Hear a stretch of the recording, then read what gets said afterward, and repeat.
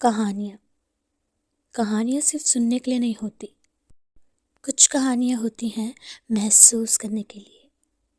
सो headphones लगा लीजिए, light of कीजिए और खुद को तैयार कीजिए। मैं हूँ आप सबकी narrator Kaushiki Bhatt and welcome to the channel the horror by Kaushiki.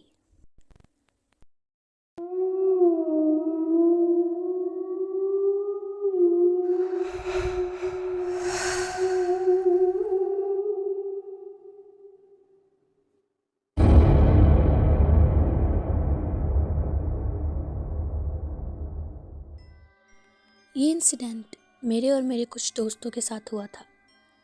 हम कुछ 5-6 दोस्त थे। मेरा एक घर है और यहाँ मैं रहता हूँ और मेरे दूसरे घर में मेरा बेस्ट फ्रेंड और उसका भाई रेंट में रहते हैं। और वैसे वही घर है जो हमारा अब पार्टी स्पॉट बन गया है। पूरे दिन की थकान या कभी हम बहुत ज़्यादा ही फ्रस्ट्रेट हो जाएं तो वो घर हमारा सहारा बन जाता है। वो घर अभी रिसेंटली ही बना था, अच्छी लोकेलिटी में, एंड ऑनेस्टली हमें लगा ही नहीं था कि वहाँ हमारे साथ ऐसा कुछ भी हो सकता है। उस दिन मेरे दोस्त सौरभ का बर्थडे था एंड उस दिन हमारा प्लान भी काफ़ी ज़्यादा सिंपल था, जिम और फिर डिनर एंड देन उसके बाद पार्टी एट माई प्लेस। सब कुछ बिल्कुल नॉर्मल चल रहा था। हमें ना किसी भी बात का डर था और ना ही कोई वेयर्ड फीलिंग हमें आ रही थी। अब वक्त कुछ रात के 11 बजे का था। हमने डिनर पास के ही एक होटल में कर लिया था। उसके बाद हम लोग वहीं से घर आ रहे थे। हम टोटल 6 लोग थे और हमारे पास 3 बाइक्स थी। होटल से मेरे घर तक का रास्ता लगभग 5 किलोमीटर दूर का था। लेकिन यहीं से अब धीरे धीरे शुरू होता है चीज़ों का अजीब होना। एज आई सेड, हम लोगों का मूड बहुत ज़्यादा अच्छा था और हम पूरे रास्ते हंसी मजाक करते करते आ रहे थे। एंड इसके बाद हमें वक्त का पता ही नहीं चला और वक्त हो गया था 12:50। एंड देन इसके बाद हम एक ग्राउंड के पास से गुजर रहे थे कि इतने में मेरी नज़र एक औरत पर पड़ती है। वो औरत रोड के बिल्कुल एज पर चल रही थी और उसके चलने का तरीका काफ़ी ज़्यादा वियर्ड लग रहा था, जैसे कि मानो उसके पैर थोड़े टेढ़े मूव कर रहे हो। उसका पूरा का पूरा फेस स्कार्फ से कवर था एंड उसकी सिर्फ और सिर्फ आंखें ही दिख रही थी। ओवरऑल वो औरत काफ़ी ज़्यादा अजीब थी। एंड एज आई सेड, हम लोग बाइक पर थे तो मैंने उसकी कुछ झलक ही देखी थी। अब वो सिटी एरिया था तो मैंने ज़्यादा ध्यान नहीं दिया, पर स्टिल उस औरत की वो वियर्डनेस मुझे स्टिल अनकंफर्टेबल फील करा रही थी। एंड देन मैंने अपने साथ बाइक में बैठे दोस्त को बोला, यार भाई, वो औरत थोड़ी अजीब सी नहीं लग रही थी? उस औरत को मेरे दोस्त ने भी देखा था एंड उसने मुझे कहा, हाँ यार, अजीब तो थी, छोड़ना, हमें क्या, तू ज़्यादा मत सोच। एंड उसके बाद हम लोगों ने उसे इग्नोर कर दिया। लेकिन शायद ये इग्नोरेंस ही हमारी सबसे बड़ी गलती थी, क्योंकि अब चीज़ें थोड़ी और डिस्टर्बिंग होती चली गई। हम लोग बाइक्स पर थे। हम लोग बाइक पर थोड़ा और आगे पहुंचते हैं एंड देन हम नोटिस करते हैं कि मेरे आगे जो बाइक में मेरा दोस्त और उसका भाई था, उन दोनों ने अपनी बाइक को रोक लिया था एंड वो किसी से तो बात कर रहे थे। हम सब जब वहाँ पर पहुँचते हैं तो हमें पता चलता है कि कोई 2 आदमी एक बोतल में हमसे पेट्रोल मांग रहे हैं।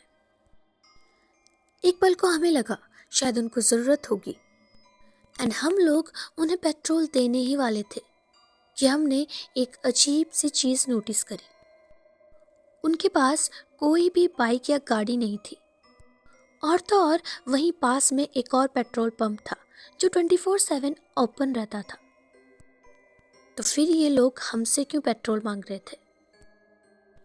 उस वक्त तक हमें वो सही नहीं लग रहा था एंड इवन हम थोड़ा सा अनसेफ भी फील करने लगे थे।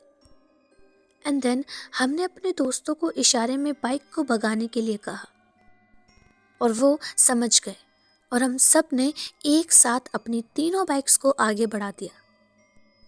लेकिन देन उसके बाद जब हम पीछे मुड़े तो वहाँ पर कोई भी नहीं था। ये काफ़ी ज़्यादा स्ट्रेंज बात थी। और उससे स्ट्रेंज बात तो ये थी कि जब पंप इतना पास था तो वो हमसे पेट्रोल क्यों मांग रहे थे। आफ्टर दैट हम फाइनली घर पहुंचते हैं। हमने म्यूज़िक ऑन किया, प्लानिंग, लाफ्स, अब सब कुछ वापस से नॉर्मल हो चुका था।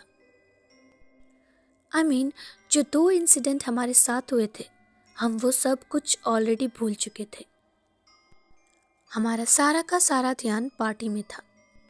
लेकिन जैसे कि मैंने आपको बताया, हम 6 दोस्त थे और हमारी 3 बाइक्स थी। तो 2 बाइक्स में हम लोग घर पहुंच गए थे, लेकिन एक और बाइक थी जो अभी पीछे से आ रही थी। सो कुछ 5 या 6 मिनट बाद हमारे दरवाजे पर जोर जोर से नॉकिंग होने लगती है। मैं जाता हूँ और दरवाजे को खोलता हूँ। वो दोनों बहुत ही ज़्यादा घबराए हुए थे। उन्हें देखकर साफ साफ लग रहा था कि वो पसीने से भीग चुके हैं। हमने म्यूज़िक को स्टॉप किया और उसके बाद हमने उनसे पूछा कि क्या हुआ है, जिस पर कि उनमें से एक दोस्त ने बोला,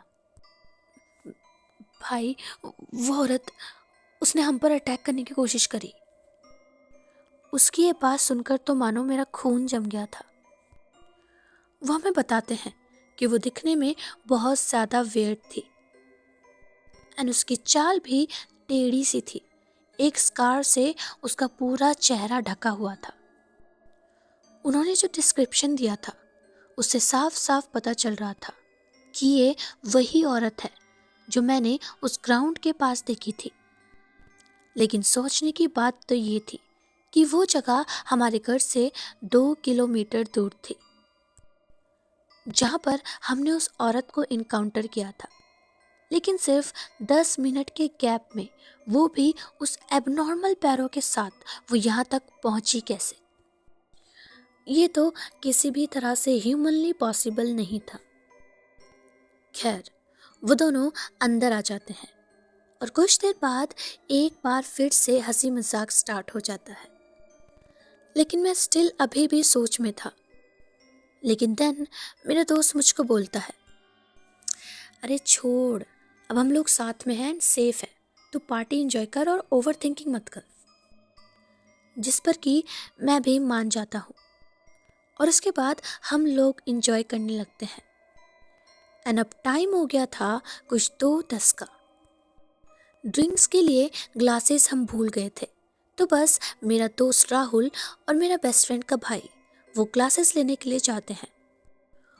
और उनको गए हुए 1 मिनट भी नहीं हुआ था कि बाहर से हमें एक भयानक चीख सुनाई देती है। वो चीख इतनी ज़्यादा तेज थी कि हम सब डर चुके थे। और फिर सेकंड्स के अंदर फिर से हमारे दरवाजे पर जोर जोर से कोई नॉकिंग करने लगता है। मैं जल्दी से वहाँ पर जाता हूँ और दरवाजे को खोलता हूँ।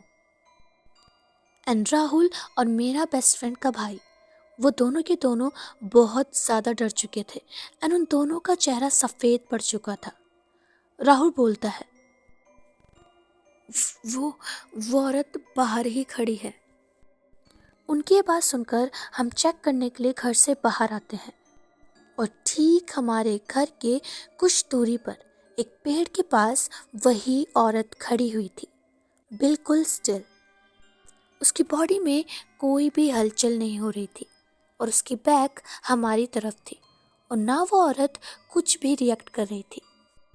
एंड उस वक्त तक मैं इतना तो समझ चुका था कि ये कोई इंसान तो नहीं लगती, क्योंकि वो उस वक्त बहुत ज़्यादा खौफनाक लग रही थी। हम सारे लोग जल्दी से अंदर जाते हैं और मैंने डोर को लॉक कर दिया। हम सब के सब बहुत ज़्यादा डर चुके थे एंड इवन राहुल ने तो उसको 2 बार देख लिया था और एक बार तो उस औरत ने उसको मारने तक की कोशिश करी थी। ये सब कुछ बिल्कुल भी नॉर्मल नहीं था और अब हम रिस्क नहीं ले सकते थे। मैंने अपने अंकल को कॉल किया क्योंकि वो हमारे घर के बगल वाले घर में ही रहते थे। पहले हमें लगा कि शायद वो नहीं आएंगे, लेकिन वो स्टिल आ गए। और जैसे ही हमें लगा कि अंकल आ गए हैं, हम सारे के सारे बाहर गए। अंकल हमारे घर के बाहर बस खड़े थे। उनके चेहरे पर एक शौक था, एक हैरानी थी। हम उनके पास जाकर उनसे पूछते हैं कि क्या हुआ है। उन्होंने कुछ भी नहीं कहा और अपने हाथ से उन्होंने मेरे घर के 2nd फ्लोर की बालकनी पर इशारा किया। और उसके बाद जो हमने देखा वो शायद बहुत ही ज़्यादा एबनॉर्मल, डरावना और क्रीपी था। हमने अपनी बालकनी के ग्रिल पर उसी औरत को देखा जो वहाँ पर आधी लटकी हुई थी। उसे देखकर ऐसा लग रहा था जैसे कि मानो वो अब उस ग्रिल के थ्रू घर में घुसना चाहती है। उसके हाथ पैर सब ग्रिल में फंसे हुए थे। कभी कभी तो लग रहा था जैसे कि मानो वो जानबूझ के वहाँ अटकी हुई है। उसका एक हाथ ग्रिल के ऊपर था और एक पैर ग्रिल के नीचे, और दूसरे हाथ और पैर उसके हवा में थे। हम सब ने जब ये देखा तो हम तो मानो डर के मारे कांप चुके थे। लेकिन फिर अंकल ने उसको पूछा कि उसको क्या चाहिए और वो कौन है और वो हमारी बालकनी में क्या कर रही है। जिस पर कि वो औरत एक बहुत ही अजीब सी आवाज़ में जवाब देती है एंड वो हमें बोलती है, तुमसे क्या मतलब, मेरा पीछा कोई कर रहा है। उसका ये रीज़न सुनकर तो हमें बहुत ही वियर्ड फीलिंग आ गई, क्योंकि उसकी आवाज़ भी बहुत ज़्यादा डरावनी लग रही थी। और अब रात के 3 बज गए थे और अब हमने सीधा सीधा पुलिस को कॉल कर दिया था। हमारी नज़रें उस औरत पर ही थी और वो अब खुद को उस ग्रिल से नीचे उतार चुकी थी।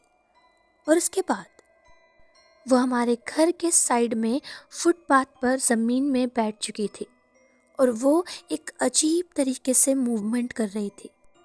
उसका वो मूवमेंट काफ़ी ज़्यादा अजीब था, लेकिन हम उसके पास नहीं गए। और अब पुलिस भी आ चुकी थी, लेकिन उनके पास कोई फीमेल ऑफिसर नहीं थी। लेकिन कुछ ही वक्त में एक फीमेल ऑफिसर भी आने वाली थी। लेकिन देन इतने में आउट ऑफ नोवेयर हमारे घर के अंदर से एक और चीख हमें सुनाई देती है। हम सब जल्दी से घर के अंदर जाते हैं और उस वक्त सब लोग वहाँ उस आवाज़ को सुनकर शॉक थे एंड उस वक्त तक किसी ने भी उस औरत पर इतना ध्यान नहीं दिया। लेकिन अंदर कोई भी नहीं था। लेकिन मैं घर के इतने अंदर नहीं गया था, तो मैं पीछे पलटकर उस औरत की तरफ देखता हूँ, लेकिन अब वहाँ कोई भी नहीं था। एंड मैंने सबको बताया कि वो औरत अब वहाँ पर नहीं है। ना कोई भागने की आवाज़ थी और ना कोई फुटस्टेप्स। जो चीज़ वहाँ पर बची थी वो थी सिर्फ और सिर्फ खामोशी।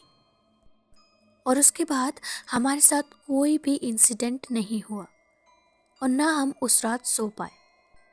नेक्स्ट डे हमने मेरे घर का सीसीटीवी चेक किया एंड ट्रस्ट मी, वो औरत हर कैमरे में हमें दिखाई दी, और वो भी एक अजीब से मूवमेंट को करते हुए। लेकिन एक कैमरे में वो कंप्लीटली मिसिंग थी, वही जहाँ पर वो बैठी हुई थी। एंड आज भी हम में से किसी को भी नहीं पता कि वो औरत कौन थी, वो जिंदा थी या नहीं, इंसान थी या कुछ और। बस एक चीज़ जो क्लियर थी वो ये थी कि उस रात जो कुछ भी हमने देखा था वो सब नॉर्मल तो बिल्कुल भी नहीं था। So guys, this was the story, hope you like it. ऐसी और स्टोरीज के लिए इस चैनल को सब्सक्राइब करिए, लाइक करिए एंड शेयर ज़रूर करना। मिलते हैं नेक्स्ट स्टोरी में, तब तक के लिए keep listening the horror by Kaushiki.